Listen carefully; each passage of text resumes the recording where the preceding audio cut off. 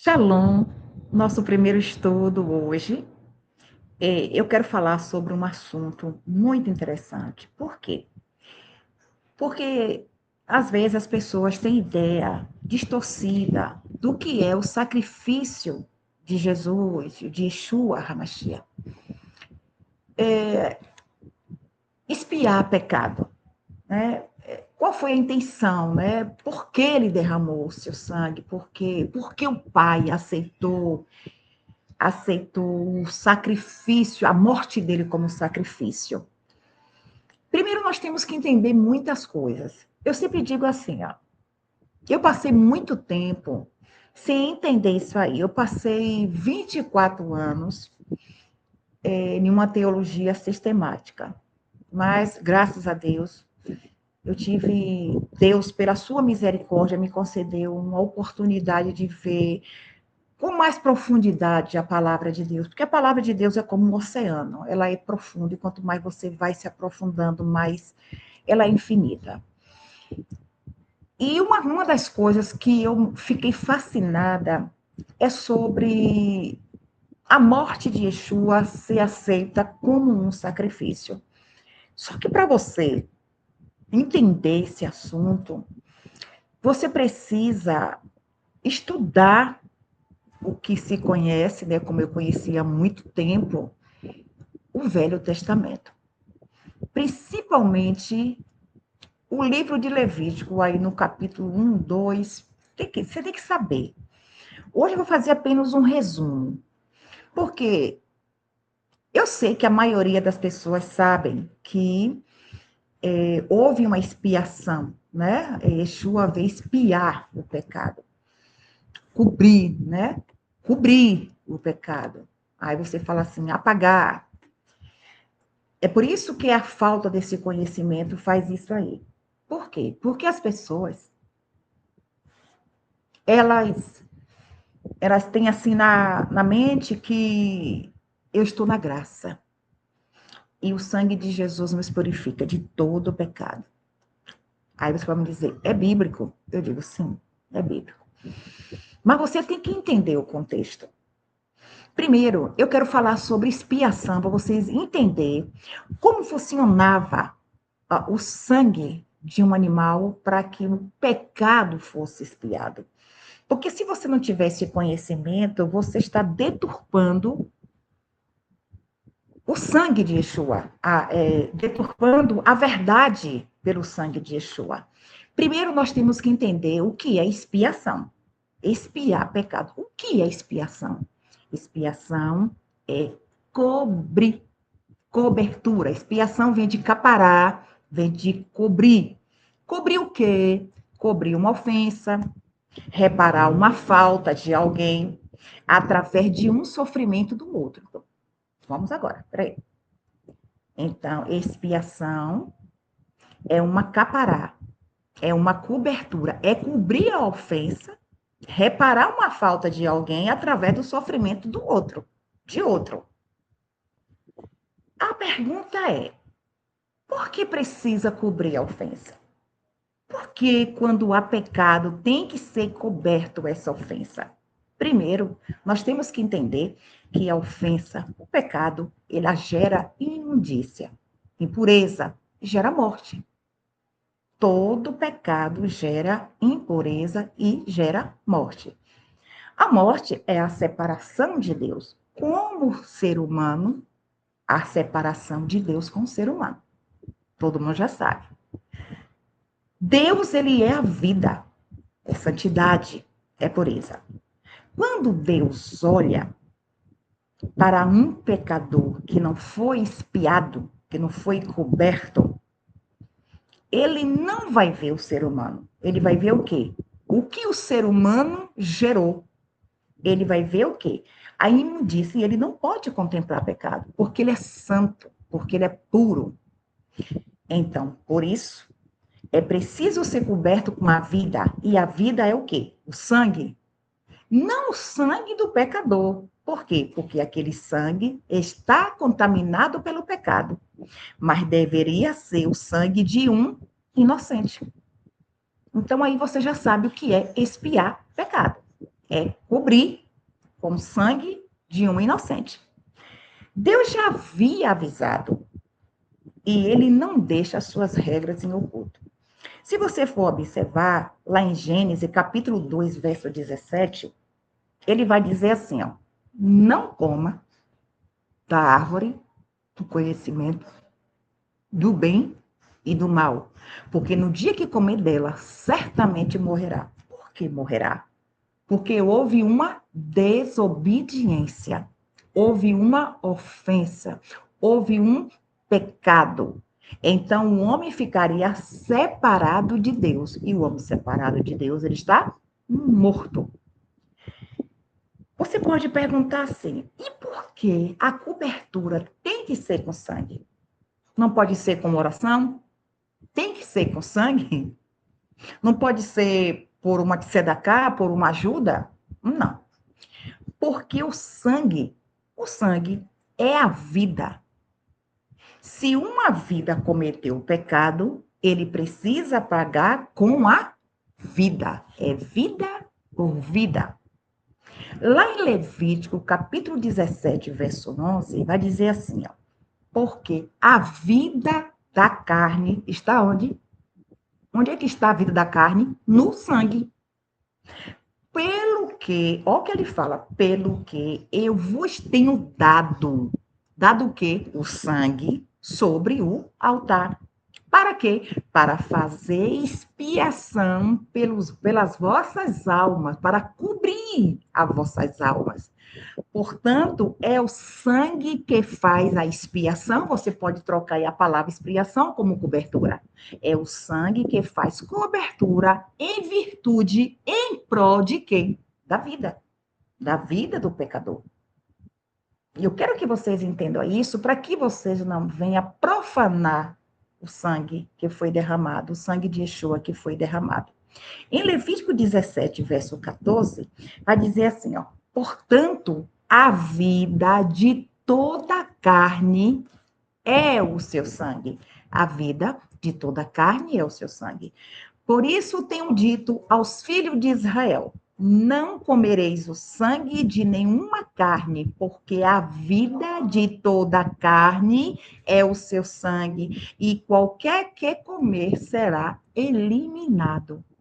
Você entende a regra que ele fala? Ó, se o sangue é a vida de toda a carne está no sangue. Você não pode comer a vida. É proibido o ser humano comer a vida, o sangue.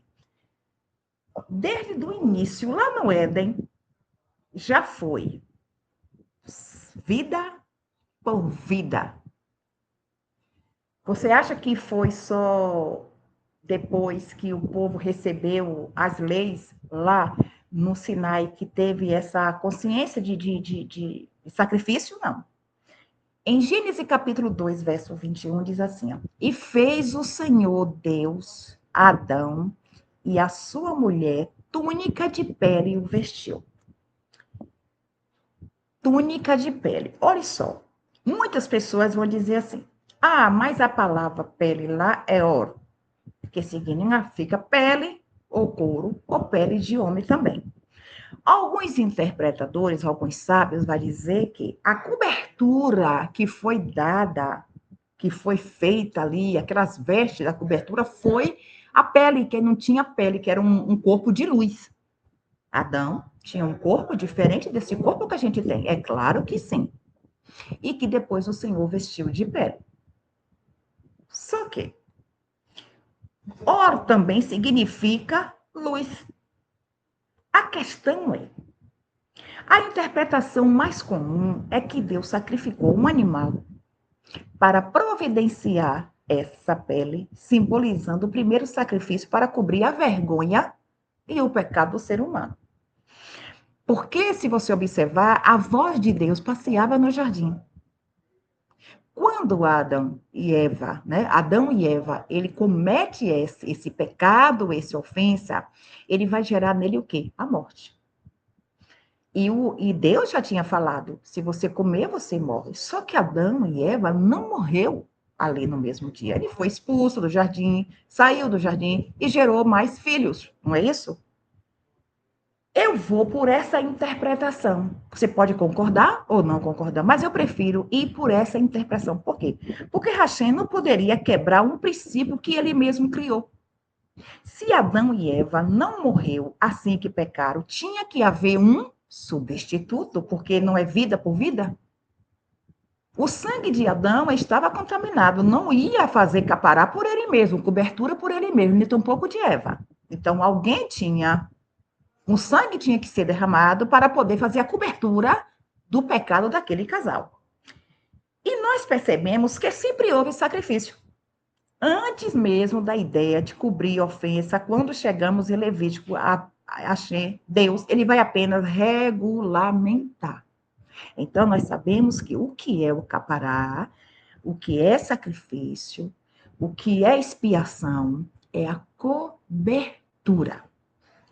Aqui estão os pontos-chave sobre a regulamentação de sacrifício. Quando chega lá em Levítico 1, é por isso que é bom você estudar. Porque se você não estudar Levítico 1, Levítico 2, Levítico 3, você não vai entender o porquê Deus aceita a morte de Yeshua como sacrifício e porque o sangue dele faz cobertura dos nossos pecados. Ele não criou aquilo ali. Ali já existia isso. Então, nós temos que entender o seguinte: os 5 tipos de sacrifício, de oferta, sacrifício. Levítico 1, verso 7, você vai ler. O livro descreve 5 tipos principais de sacrifício de animais e também vegetais. Só que para cobrir pecado, tem que ser sangue. Primeiro é holocausto, que chama olá. O que é um holocausto? Já está falando, né? Holocausto, todo queimado. Oferta completamente queimada, representando a submissão total a Deus. Aqui estão 2 pontos principais, que é sobre olá. O significado literal é uma oferta de sacrifício que, diferentemente das outras ofertas, onde apenas partes do animal era queimada, essa era totalmente consumida pelo fogo do altar lá do tabernáculo e depois do templo, era transformado em fumaça.